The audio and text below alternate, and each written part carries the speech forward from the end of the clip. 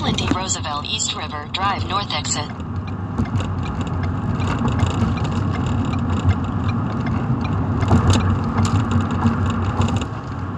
Shalom. Oh, praise Yahweh Shem Yahweh. Use the right lane to take the Franklin D. Roosevelt East River Drive North exit, then keep right. Double lines to the Apostles of GMS.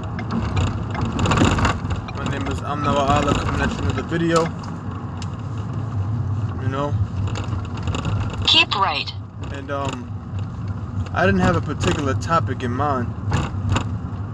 I basically just cut the camera on, and I'm just gonna be going through the spurt. You know? Talking about random things. Now,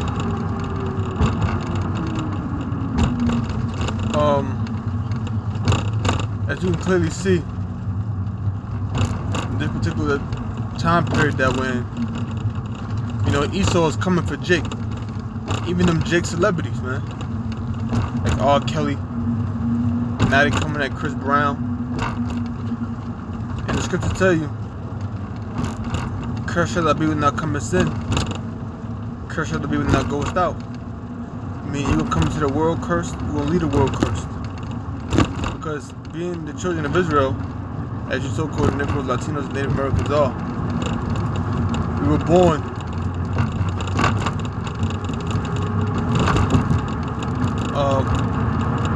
into poverty, like many of us. Born into poverty, living in low-income neighborhoods, the hood or the ghetto, as you call it. Living below the poverty line.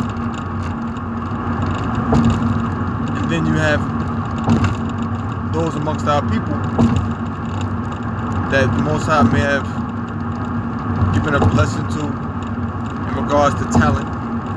We have granted different talents, and now people have been able to use their talents to achieve a certain level of stardom, to achieve a certain level of fame and notoriety, success, power, influence,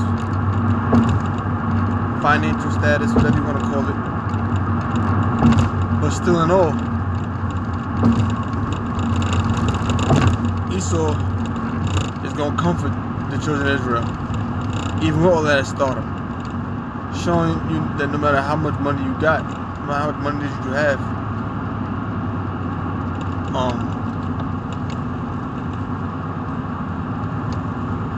you're still gonna go through these curses, man. There's no way of escaping it. Now, R. Kelly, he was born in Chicago in like what, January 1967, I believe. He got a multitude of hits, platinum albums, multi-platinum albums, wrote all kinds of records.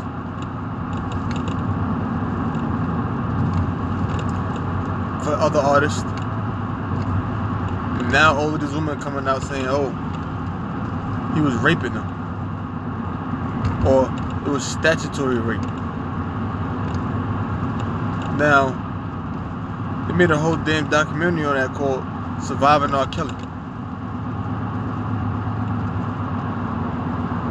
And what that whole thing about is Esau coming for Jake, man.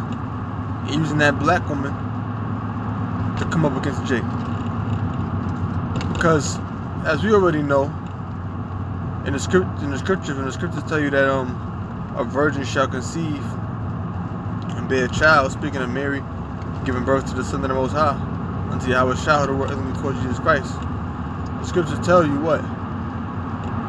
A virgin shall conceive. And the word there for virgin is young woman in the Hebrew.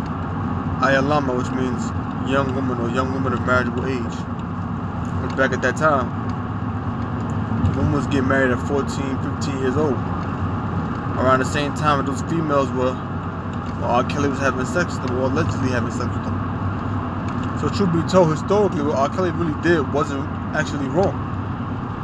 Really, it wasn't wrong. Truthfully. It's just that we live in a society that looks at that as being a crime. Called it statutory rape.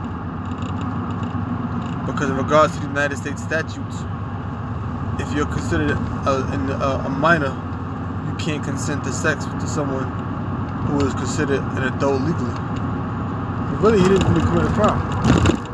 Well, obviously what he did was foolish, because we live in Esau's kingdom, so you just can't go around having sex with underage girls. And we here at GMS ain't doing that. Alright? What I am saying is that when you go back throughout the course of history, you had a stereotype known as the black brute stereotype. The black brute was a black male that was considered animalistic. Innate means naturally or inborn. He was considered innately or naturally or inborn. He was innately considered a criminal, savage, animalistic, and sought to rape white women. In other words, they was depicted as violent sexual predators. That's the same stereotype Esau had back then in the 1800s. The same thing exists to this day. And what Esau does is Esau uses media to promote that. This is the reason why Esau is always depicting Jake as being these criminals. Now you got this guy Ben Roethlisberger, I believe he's from the Pittsburgh Steelers. This guy Ben Roethlisberger been accused of rape like what, 2, 3, 4 times? And the media ain't talking about that yet. Why is that? Very simple, because he's a so-called white man. And they're not trying to project that image of criminality amongst their own people. But they do that to Jake.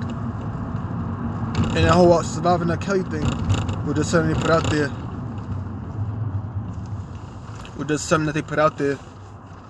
To distract the people from this whole government shutdown. Truthfully, that's what it's really all about. You know?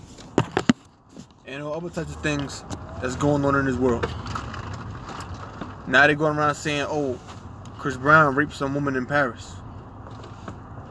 And you got this black bitch Eve, this pit bull in a skirt as she was once called. Oh, you need to grow up. You just can't be treating women however you want. First of all, bitch, how the hell you know he did this shit? Just because some woman says it, that mean he did it? When you so-called niggas gonna learn that you only got enemies in this world, man? So-called niggas ain't never gonna learn that. You so-called black man, you only got enemies in this world.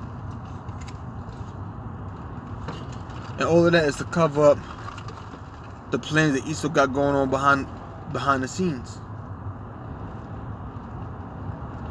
This damn devil has something that they got called hacking the soul. You know what it means to hack the soul?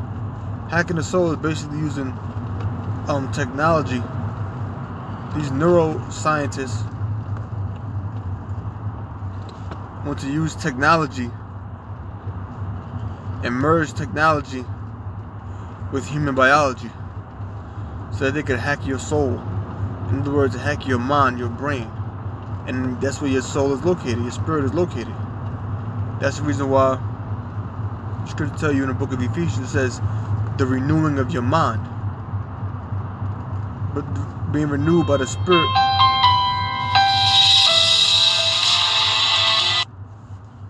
It says being renewed by the spirit of your mind. That's in the book of Ephesians. So your spirit is located in your mind, in your brain. It's not located in your stomach. You got people that think it's located in your stomach. As a matter of fact, I think them guys from Chicago will teach you that. Tried and refined. I think they'll teach you to come from the stomach, come from the belly. No, you fool. Belly is too much your mind, man. It's not too much your actual stomach. So they actually want to use technology to hack your soul. They want to use technology so that they can be able to manipulate your thoughts and your feelings. And what that does, see how it always links back? That links back to the RFID chip, radio frequency identification device. They want to implant a device in you so that you can be tracked at all times. they could track your whereabouts. And they also want these devices to be able to track your thoughts. They actually have devices that you actually swallow, and they can actually record everything it is that you eat.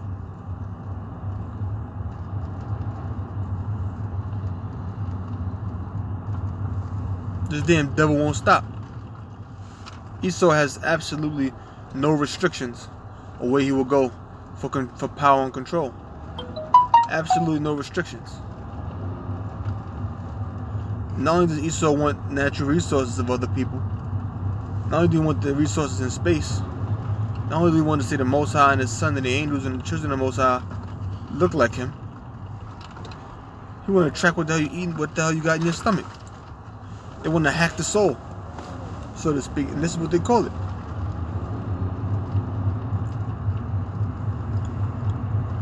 It's a particular scripture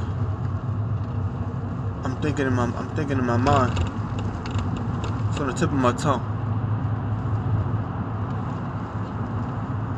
As a matter of fact, there's a scripture in the book of Psalms. I don't believe it's Psalm 147, but the scripture speaks about it says something about Esau furthering his wicked device. Something along them lines. Might be Psalms 140, probably. Okay. Give me 1 second.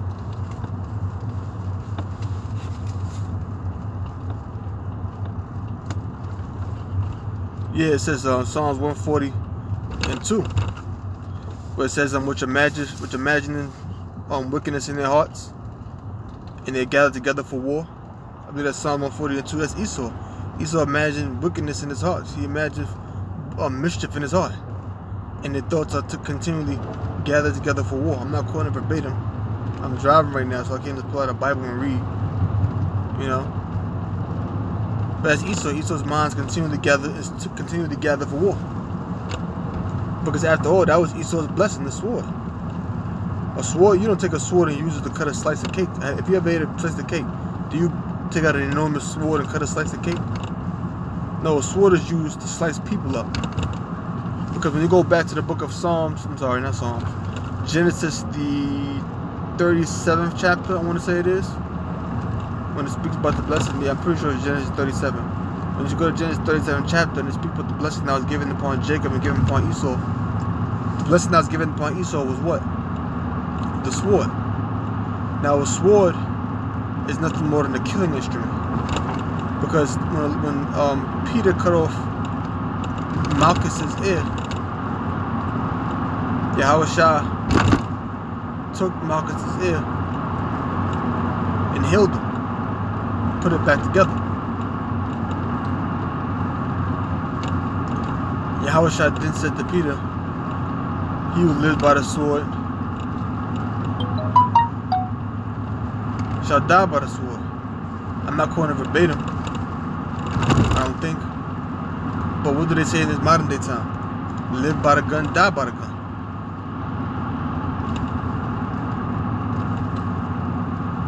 Because a gun is nothing more than a modern day sword. Back at one point in time, a sword was a major killing instrument. In this day and age, with the technology that you have today, a gun or a firearm is a modern day sword. So live by the gun, die by the gun. Live by the sword, die by the sword are really synonymous. But whatever type of swords you have, or weapons of destruction you have, nuclear bombs, like you have atomic bombs, nuclear missiles. Those are all representations of the sword. As a matter of fact, when you read the book of 2nd Esdras, the 15th chapter, it speaks about flying swords destroying cities. Are you going to take a sword and just throw it in there and it's going to destroy an entire city? No. That sword that was flying through the air that Esdras saw was not an actual sword, but it was a missile that would look like a sword when you look at it in the air. That's another blessing. That's another one of the blessings that the sword Esau has. Another blessing is what? Weapons of biological warfare. You can actually go on Google right now and type in smallpox letters. You'll actually find letters on Google, on the internet. So type it in on Google Image, you actually find letters on the Google, on the internet of Esau, so-called white man, referencing how they gave the Native Americans smallpox. And you got these goddamn devils going around and saying, no, that's not true, that was actually a myth. That was no damn myth. It was giving Esau, it was giving Jake, it was giving Gad the banks of smallpox, man. Because you gotta remember, when Esau came to the side of the world, Gad didn't have any diseases. The tribes in the western hemisphere of the world, all the tribes apart from Judah, Benjamin, and Levi, that was already here, they had not known of these different diseases that Esau had. When you go back into the 15th century, which is the 1400s, and you look at a Dutch genre painting, a genre painting is a painting that depicts a particular period in history. If you look at, let's say, a Dutch genre painting from the 15th century, which is the 1400s, from 1401 to 1500, I believe in 1401 to 1500, what you would see is, when you look at a Dutch genre painting from the 15th century to the 1400s, what you would see is images of Esau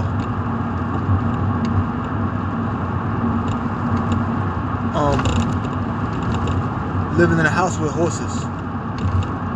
From horses you get... In a quarter mile, keep left to stay on Harlem River Drive.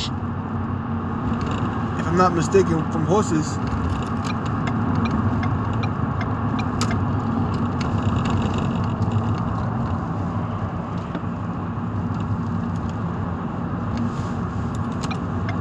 If I'm not mistaken, from horses, that's where you get tuberculosis.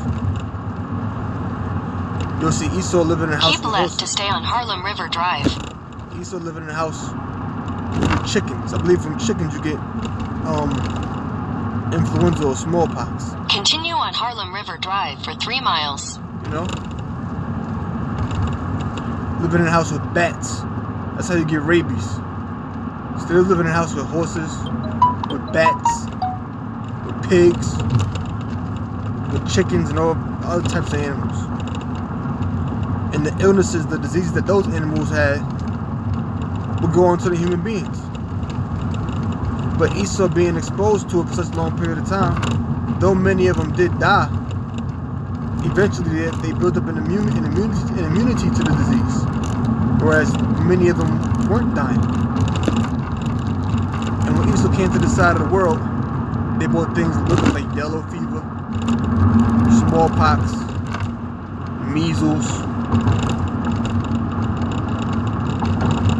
malaria, and various other types of diseases that the Northern Kingdom were not exposed to. When I say Northern Kingdom, I mean so-called Latinos, Native Americans, Gad, Reuben, Issachar, Ephraim, Manasseh, Asher, Naphtali, Zebulon, Simeon, right? Hopefully they didn't forget any of them tribes. In 2 miles, use the left 2 lanes to take exit 24 for I-95 South, George Washington Bridge toward West 179th Street. But what happened was they eventually built up an immunity to those diseases, whereas the Northern Kingdom were not exposed to the diseases, therefore they had not built up an immunity to them. So when they came in contact with Esau and they got them diseases, eventually what happened was they started dropping dead like flies. More of our people of the Northern Kingdom died from diseases than by the sword. But that's Esau's blessing. That's Esau's blessing, the sword. To kill. You don't use a sword, you know, to slice up food with. You could, but that's not what you use a sword for. You use a sword to kill people. So that's what? Biological warfare.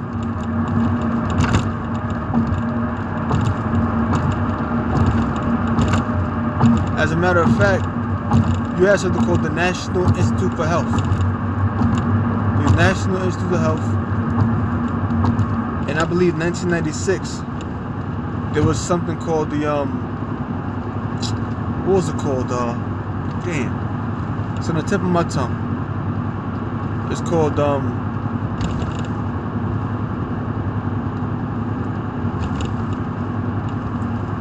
what was it called? Damn, man. I got it right. It's on the tip of my tongue. Not the multi-ethnic placement act. In a quarter mile, use the left 2 lanes to take exit 24 for I-95 South, George Washington Bridge toward West 179th Street. I remember what it's called. It's called, damn, I just forgot it again. That fucking bitch on the damn GPS made me forget, man. It's called, the Health Revitalization Act. So Congress, I believe it was use Congress. Use the left 2 lanes to take exit 24. Stated that, I missed my last exit 23, I believe. I'm here now. Congress stated that the National Institutes for Health. In a quarter mile, use the right lane to follow signs for Geo-Washington Bridge, I-95 South. Has to incorporate more so-called minorities into their clinical cancer trials. The reason being is because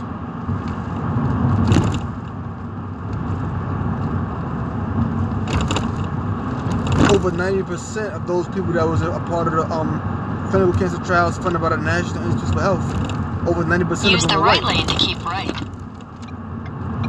Over 90% of them were so-called white people, Caucasians, Edomites. And what it is that certain people of certain genetic types respond differently to certain drugs. Keep right at the fork. So if you have people who are predominantly white, let's say 90+% of these people that are a part of these clinical cancer trials are white. In a quarter mile, use the middle lane to take exit 1 for New York 9A South. First, what is the purpose of a clinical cancer trial? To find out better drugs, cures, and treatment methodologies for various diseases. So if you have people that are predominantly white a part of these clinical cancer trials, then guess what?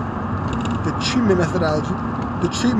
methodologies, the drugs, the treatments and the treatment methodologies, the cures and so forth. Use the middle lane to take exit 1, then keep left. That's meant to help people become rid of these diseases are going to work better on white people because why? Over 90% of those involved in the clinical trials are white. So when these treatment methodologies and these cures come about, who is going to help more? White people. Because once again, people of certain in a quarter mile, types keep left. Follow signs for Riverside Drive. People with certain genetic types respond differently to certain types of drugs. So if you have a clinical trial where over 90% of people are white, then those drugs are going to help white people more than anybody else because it's going to fit their genotype, their genetic code, I should say. That's biological warfare. Esau do that on purpose. And you wonder why there's such a high mortality rate amongst so-called Negroes when it comes to cancer. Esau's trying to exterminate you jigs. And I go on and on about that, man. You jigs don't know nothing, man. You know what that, man? You know, there's a scripture I was thinking about in the book of Psalms, the 10th chapter. I believe it's in Psalms 10th chapter. And it says, he waited like a lion to catch the poor. In Psalms 10th chapter. And that's what Esau does. He waves like a lion to catch the poor. If you look at a lion hunting, lions crouch real low. They crouch real low so that the plants that are around them, the grass that's around them, can shield them, can cover them. That way their prey won't be privy or have the knowledge that they're about to be preyed upon. That's what Esau does. He disguises himself right before he strikes. And I believe after the Health Revitalization Act was passed in 1995 or 96, I believe it was. Keep left. What happened was I believe that the amount of so-called minorities in clinical trials only increased by about 5%.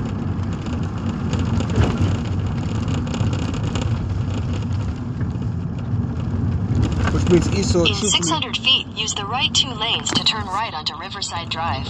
Which means Esau truly never had no intention. Use the right 2 lanes to turn right onto Riverside Drive. Now you see this show into various different types of topics, but yeah, that's the spirit. So that I'm going to close. In 800 feet, turn left onto West 165th Street. Double honors to the Apostle GMS. Holy brothers, learn something. Shalom.